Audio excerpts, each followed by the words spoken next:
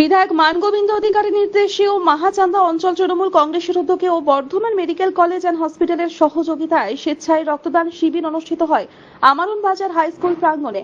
60 জন রক্তদাতা রক্ত দেয়। সংগৃহীত রক্ত বর্ধমান ব্লাড ব্যাংকের হাতে তুলে দেওয়া হয়। উপস্থিত ছিলেন বিধায়ক মানগোবিন্দ অধিকারী, ব্লক সভাপতি বাসুদেব যশ, জেলা পরিষদের কর্মাধ্যক্ষ শান্তনু কোনার, ভাতার ব্লক কর্মাধ্যক্ষ সাফিকুল আলম, ভাতারের সমাজসেবী অশোক কুমার হাজরা, অঞ্চল সভাপতি সুরজিৎ হালদার, মাচান্দা পঞ্চায়েতের প্রধান অঞ্জলি সোরেন মুহুলি, উপপ্রধান সহ বিশিষ্ট ব্যক্তিবর্গ।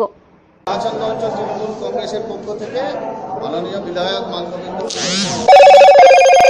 রক্তদান শিবিরের আয়োজন করা হয়েছে নিকেতন স্কুলে। কতজন রক্তদাতা রক্ত দিচ্ছে?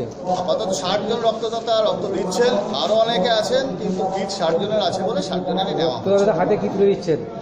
ওনাদের হাতে তুলে দেওয়া হচ্ছে সামান্য টিফিন এবং একটা করে গাছ বৃক্ষরোপণের জন্য, ফলের গাছ। জল খাওয়া যাবে না। আচ্ছা আচ্ছা বেশ বেশ।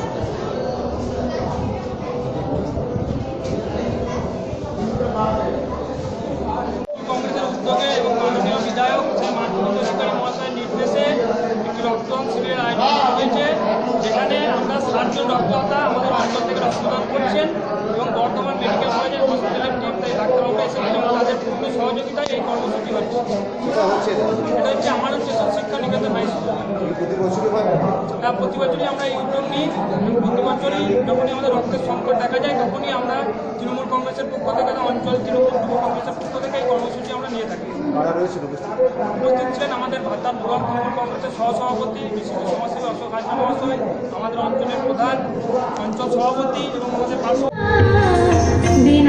ভাতার থেকে মনোজ কুমার মালিকের রিপোর্ট, আনন্দ বার্তা।